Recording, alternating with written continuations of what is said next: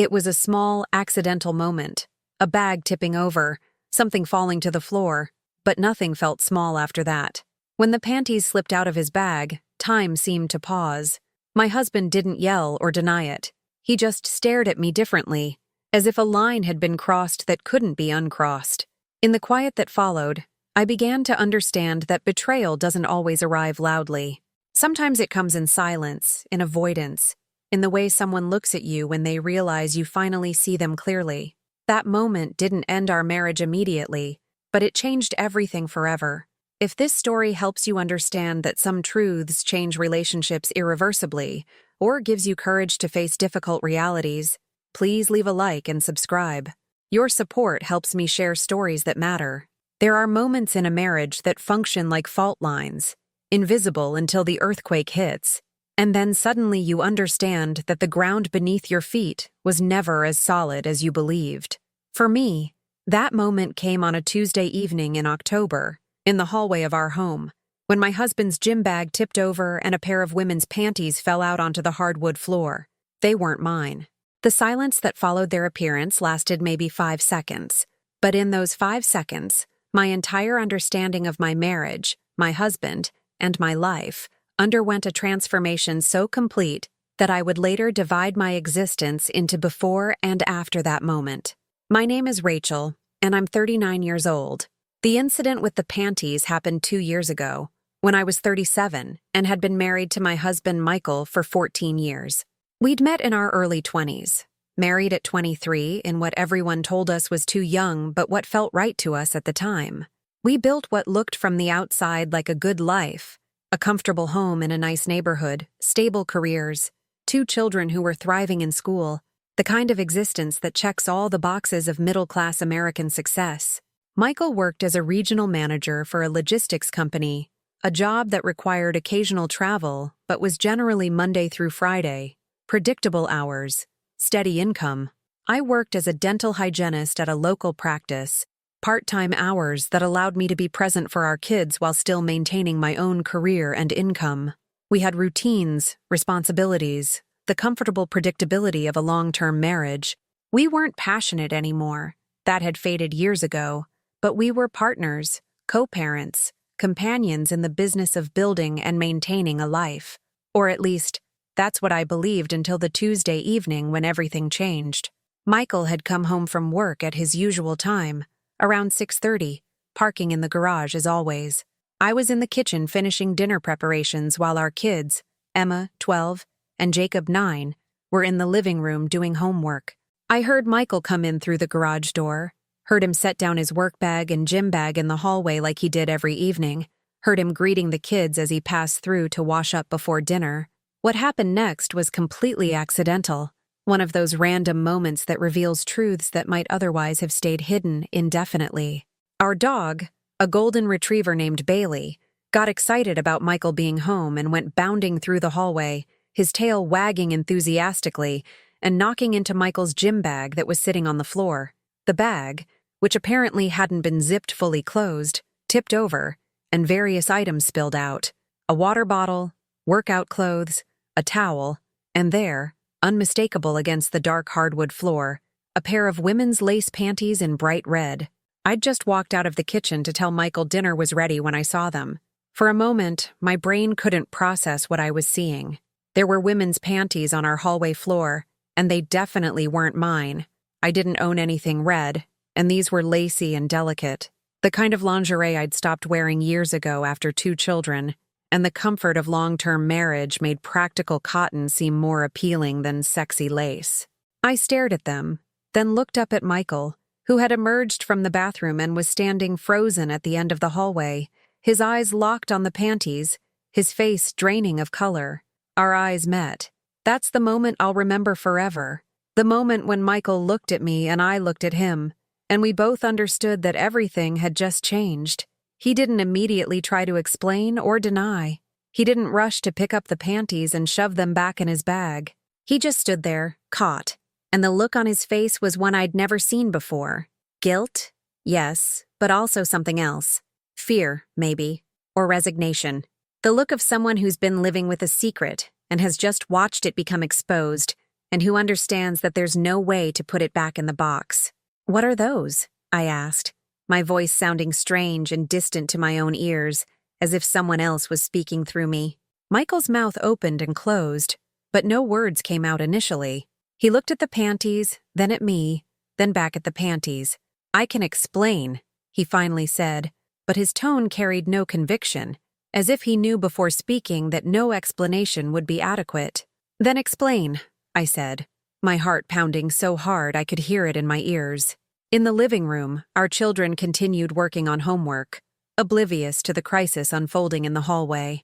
Michael walked slowly toward the spilled bag, bent down and picked up the red panties, held them in his hand like evidence he wished would disappear. "They're not what you think," he said, still not looking at me directly. "What am I thinking?" I asked, my voice harder now, anger beginning to burn through the initial shock. "I'm thinking those are women's underwear that just fell out of your gym bag. Women's underwear that aren't mine. So what am I supposed to think, Michael? What possible explanation exists that makes this okay?" He was quiet for a long moment, still holding the panties, his eyes now fixed on the floor. When he finally spoke, his voice was barely above a whisper. "I've been seeing someone at the gym. It hasn't been for long. I didn't mean for it to happen." The words hit me like physical blows, each one landing with devastating force.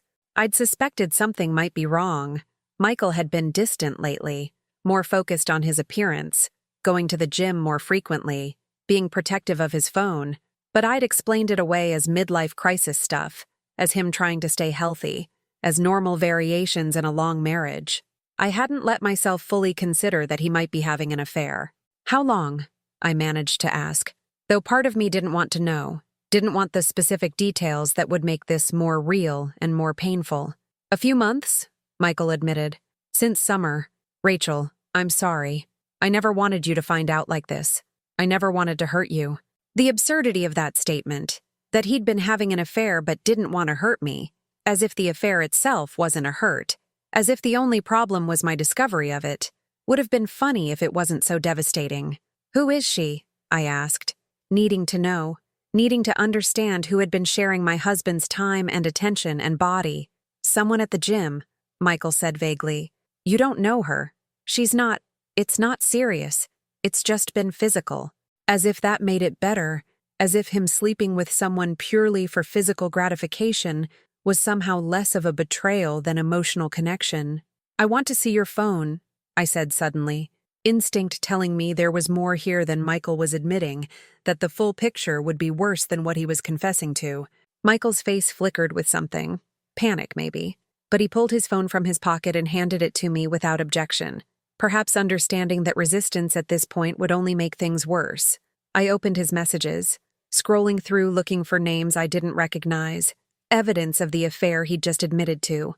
What I found was worse than I'd expected, because it wasn't just one affair. There were multiple women's names in his messages, conversations that were clearly sexual in nature, explicit photos and videos, arrangements for meetups, evidence of serial infidelity spanning not just months, but years. The gym was clearly a hunting ground. He'd apparently developed a pattern of starting conversations with women there, flirting, escalating to sexual relationships that he maintained for a few weeks or months before moving on to new targets. The messages revealed a version of my husband I didn't recognize, sexually aggressive, manipulative, treating women as conquests and clearly getting some kind of thrill from the deception itself. I scrolled through message after message, feeling sicker with each revelation. Some women seemed to know he was married and didn't care. Others had clearly been lied to, with Michael presenting himself as single or divorced. There were messages coordinating times when he knew I'd be working or when the kids would be at school. There were explicit photos stored in hidden folders. There was evidence of him spending money on these women, dinners, small gifts, hotel rooms, money that came from our joint account that was supposed to be for our family. The sheer scope of his betrayal was staggering. This wasn't one mistake, one moment of weakness, one affair that had gotten out of hand. This was systematic, ongoing, deliberate deception spanning years of our marriage. While I'd been home raising our children, working my job, managing our household, believing we had a normal, if not perfect marriage. Michael had been living an entirely separate life, one built on lies and sustained by constant deception. I looked up from the phone to find Michael watching me with an expression that was hard to read. Not exactly remorseful, more resigned, perhaps even relieved that the secret was finally out. "How long has this been going on?" I asked, my voice shaking now with rage and hurt. "The affairs? All of them. How long?" Michael sighed heavily. "A few years, maybe 4 or 5. I don't remember exactly when it started. 4 or 5 years, almost a third of our marriage. While I'd been trusting him, believing in us, building what I thought was our life together, he'd been systematically betraying me with multiple women, treating our marriage vows as meaningless, treating me as a fool. Why? I asked, though I wasn't sure I wanted the answer. Why would you do this? If you were unhappy, if you wanted out, why not just leave? Why stay and lie and betray me over and over? Michael seemed to struggle with the question, as if he'd never really examined his own motivations. "I don't know," he finally said. "It wasn't about you. You didn't do anything wrong. I wanted both things. The stability of our marriage and family, and the excitement of something new. I thought I could have both without anyone getting hurt." The selfishness of that statement was breathtaking. He'd wanted to maintain the comfortable life we'd built while also pursuing sexual adventures with other women, and he'd somehow convinced himself this was acceptable as long as I didn't know about it. From the living room, I heard Jacob call out asking when dinner would be ready. The normalcy of the question, the reminder that our children were just feet away unaware that their family was imploding, made the surreal nature of this conversation even more acute. "Go eat with the kids," I said to Michael, my voice cold and controlled. "Tell them I have a headache and went to lie down. I need time to think, and I don't want them seeing us like this." Michael nodded, clearly relieved to escape the confrontation, and moved toward the living room. I went upstairs to our bedroom, locked the door, and sat on the edge of the bed trying to process what had just happened. My husband had been cheating on me, systematically, for years. The man I'd trusted completely, built a life with, had children with, had been living a double life that I'd been completely oblivious to. Every business trip, every late night at the gym, every time he'd been on his phone and angled it away when I walked by, all of it now took on new meaning. All of it was potentially evidence of his affairs. I felt stupid for not seeing it, angry at myself for explaining away the warning signs, humiliated that I'd been so thoroughly deceived. But more than that, I felt the relationship I'd believed I had dissolving in real time, my understanding of my marriage and my husband being replaced by something darker and more cynical. The man sleeping next to me for 14 years had been a stranger, hiding major parts of his life and himself, capable of a level of sustained deception I wouldn't have believed possible. I spent hours that night sitting alone in our bedroom, Michael sleeping on the couch downstairs, supposedly to not disturb me, but really because I couldn't stand the thought of him in our bed, in the space we'd shared for years that now felt contaminated by his betrayal. I went through his phone more thoroughly, finding email accounts I didn't know about, dating app profiles using fake names and photos that carefully cropped me out of family pictures. A whole infrastructure of deception that must have taken significant time and energy to maintain. The next morning, I called in sick to work and took the kids to school, maintaining normal routines while everything inside me screamed that nothing was normal, that everything had changed. Michael had already left for work by the time I got back, leaving a note saying we needed to talk, that he wanted to explain, that he hoped we could work through this. The presumption that working through this was even possible, that our marriage could somehow survive this level of betrayal, showed how little he understood about what he'd done. Over the following days, the full picture emerged in pieces. Michael had been using the gym as his primary hunting ground, but also bars near his office, hotel lounges when he traveled for work, anywhere he could meet women who didn't know me or our life together. Some affairs lasted months, others were one-time encounters. He'd been reckless about protection, potentially exposing me to STIs without my knowledge or consent. He'd lied constantly about where he was, what he was doing, who he was with, creating elaborate cover stories that I'd believed completely. Friends and family began to emerge with their own observations in hindsight, how they'd seen Michael at restaurants with women who weren't me, How he'd been spotted in situations that seemed suspect, but they'd given him the benefit of the doubt, or hadn't wanted to get involved. I felt betrayed not just by Michael, but by everyone who'd seen something and said nothing, who'd protected him or protected themselves at the expense of my right to know the truth about my own marriage. I consulted with a divorce attorney, learning about my rights and options, beginning to understand the practical implications of ending a 14-year marriage with 2 children involved. The attorney explained that affairs weren't particularly relevant to divorce proceedings in our no-fault state. What mattered was asset division and custody arrangements, not who'd betrayed whom. This felt profoundly unjust, that the legal system didn't care about Michael's sustained deception, but I began the process anyway, filing for divorce and starting the painful work of dismantling the life we'd built. Michael went through various stages in response to my divorce filing. Initially, he was apologetic and remorseful, begging for another chance, promising to end all contact with other women, offering to go to therapy, doing whatever it would take to save our marriage. When that didn't work, he became angry and defensive, accusing me of being unwilling to forgive, of giving up on our family, of being selfish by prioritizing my hurt feelings over our children's need for an intact family. When that didn't work either, he became resigned and focused on protecting his interests in the divorce, fighting over assets and custody with the same energy he'd once put into maintaining his affairs.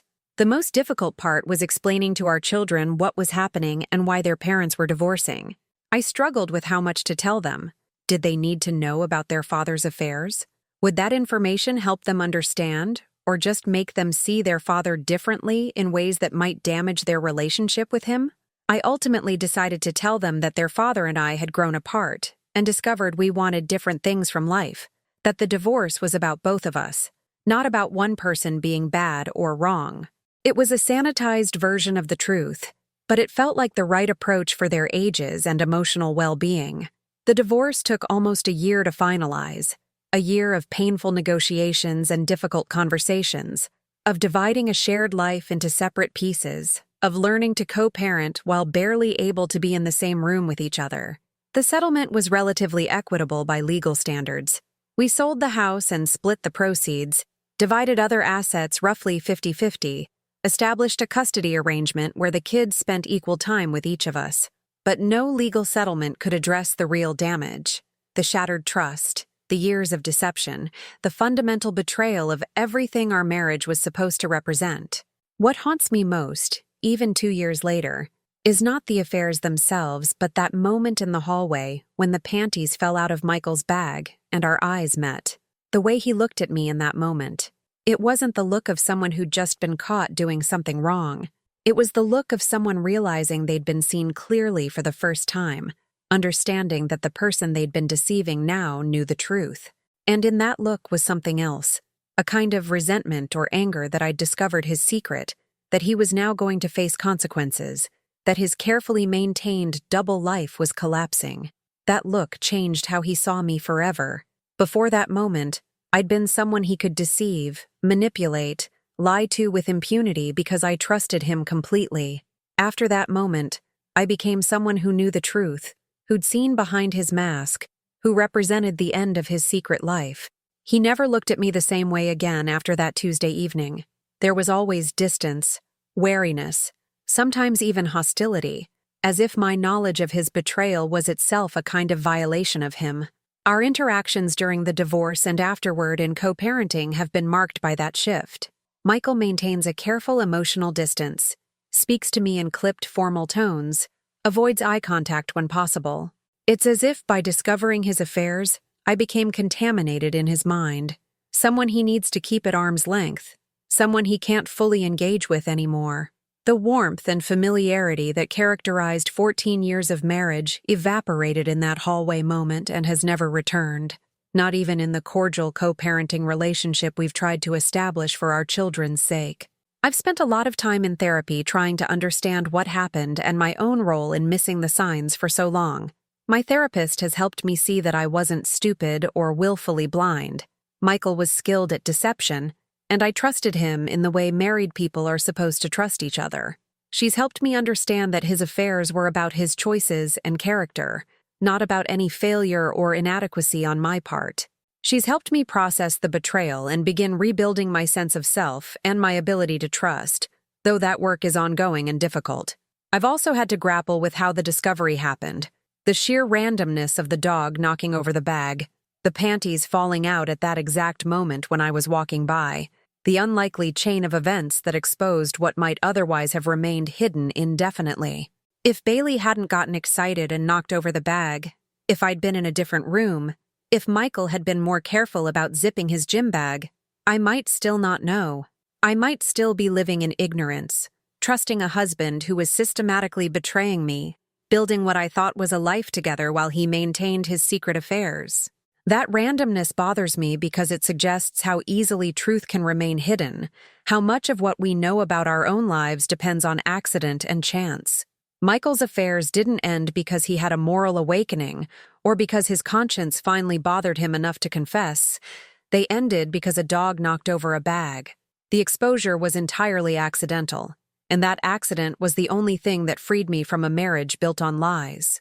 How many other people are living in similar ignorance, trusting partners who are deceiving them, their truth just one unlikely accident away from being revealed? My children have adjusted to the divorce in ways that are both heartbreaking and resilient. They split time between Michael's apartment and mine, maintaining relationships with both parents, adapting to the reality of a divided family. I've been careful not to poison their relationship with their father, not to share details of his affairs or my feelings about his betrayal, allowing them to form their own relationships with him independent of my hurt. It's been difficult watching them love someone who hurt me so profoundly, but I understand that he's their father, and they need that relationship even if I no longer need a relationship with him. Emma, now 14, has sometimes asked questions about why we really divorced, sensing that the explanation we gave her at 12 wasn't the full truth. I've stuck to vague answers about growing apart and wanting different things, but I suspect she'll eventually figure out or explicitly ask about her father's infidelity. When that time comes, I'll be honest but measured, helping her understand without making her feel she has to choose sides or see her father as a villain. It's a delicate balance I'm still learning to navigate. I've started dating again, cautiously and with significant anxiety about trust and vulnerability. My first few attempts at relationships after the divorce were disasters. I was hypervigilant about any potential signs of dishonesty, questioned everything, couldn't relax into intimacy because I was constantly looking for evidence of betrayal. I've realized through therapy that I'm carrying trauma from Michael's deception, that I need to heal more before I can fully open myself to a new relationship. It's frustrating because I'm lonely and want partnership, but I also know I'm not ready to trust someone new with my heart when the wounds from Michael's betrayal are still so fresh. I've also become much more cynical about marriage and relationships in general. I listen to friends talk about their marriages, and I wonder what I'm not seeing, what secrets might be hiding beneath surface appearances of normalcy. I see couples at restaurants or in public, and I question whether what they're showing the world matches what's happening in private. That cynicism bothers me because I don't want to live distrusting everyone, but I also can't unsee what I've learned, that people are capable of sustained deception, that trust can be weaponized, that the person sleeping next to you might be a stranger hiding major parts of their life. The red panties themselves, the physical object that started everything, I eventually threw away, but not before taking a photo of them. I'm not sure why I kept that photo, what purpose it serves, but having it feels important somehow. It's evidence that the moment was real, that I didn't imagine or exaggerate what happened, that there was an actual physical object that triggered the revelation. Sometimes when I doubt my memories or my feelings, when I wonder if I overreacted or could have handled things differently, I look at that photo and remember, this happened. Those panties were in his bag. My marriage ended because my husband was cheating, and I discovered it entirely by accident. Michael has moved on in obvious ways. He has a girlfriend now, someone he met. Where else? At the gym. Someone significantly younger than me who I've had to meet because she spends time with my children when they're at his place. It's painful seeing him build a new relationship, watching him be affectionate and attentive with someone new, while I'm still processing how little of that affection and attention was real during our marriage. I wonder if he's being faithful to this new girlfriend, or if he's maintaining the same patterns.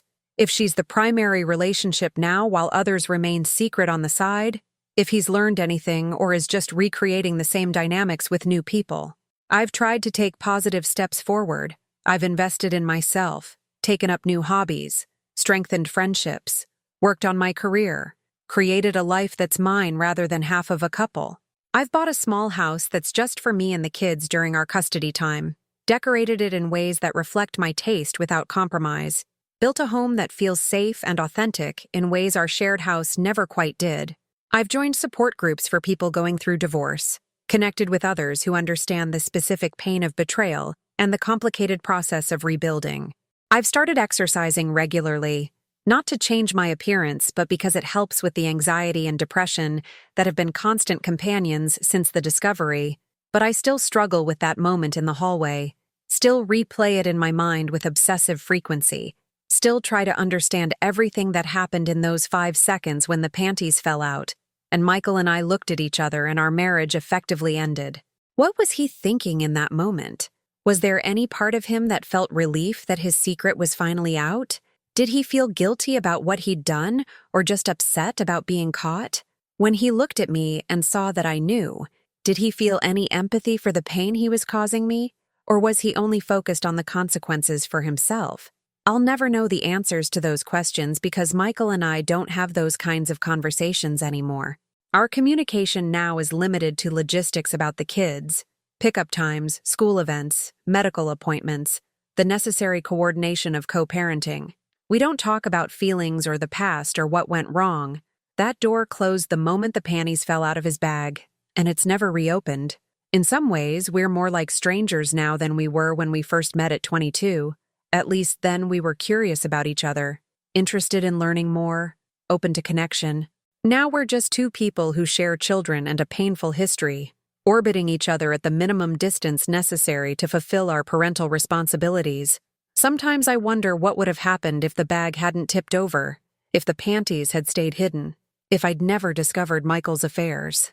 Would he have eventually tired of the deception and confessed? Would I have discovered the truth some other way? Or would we still be married, me still trusting and him still cheating?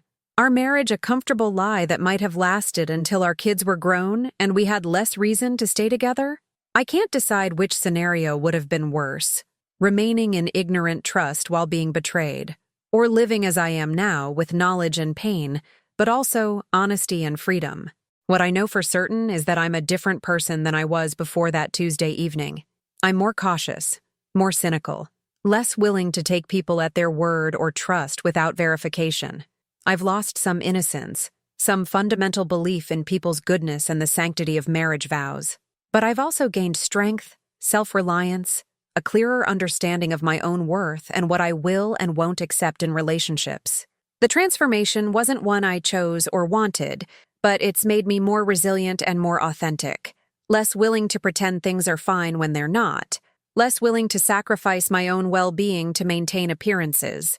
The panties falling out of Michael's bag was the earthquake that revealed the fault line, but the fault line was always there. I just hadn't seen it because I was standing on what I thought was solid ground. The discovery didn't create the problems in our marriage. It revealed them. Michael's affairs, his capacity for deception, his fundamental disrespect for our vows and our relationship, all of that existed long before that October evening. The falling panties just made it impossible to ignore, impossible to explain away, impossible to continue pretending our marriage was something it never actually was. I'm grateful now for that moment, as painful as it was and continues to be. I'm grateful the dog knocked over the bag. I'm grateful the panties fell out where I could see them.